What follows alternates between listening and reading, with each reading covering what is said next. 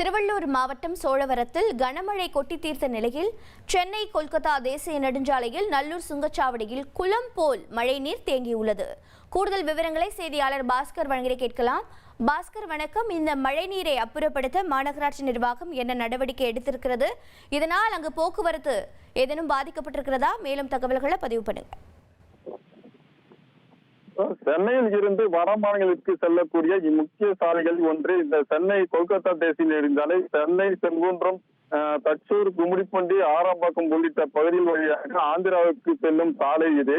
இந்த சாலையை புறக்கணித்து பராமரிப்பு பணிகள் மேற்கொள்வதற்காக இந்த சாலை வழியாக பயணம் செய்யும் வாகனங்களிடம் செங்குன்றம் அடுத்த நல்லூர் பகுதியில் உள்ள தனியார் நிறுவனம் ஒன்று சுங்க கட்டணம் வசூலித்து வருகிறது. நேற்று இரவு முதல் சோழவரம் சுற்றுவட்டார இடங்களில் 13 சென்டிமீட்டர் மழை கொட்டிய நிலையில் கனமழையால் சுங்கச்சாவடியில் மழை நீர் குளம் போல தேங்கி நிற்கிறது.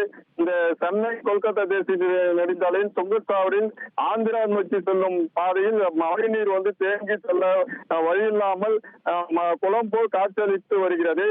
சுங்கச்சாவடியில் தண்ணீர் தேங்கியுள்ளதால் அதனை கடந்து செல்லும் வாகனங்கள் தண்ணீர் தத்தளித்து செல்கின்றன.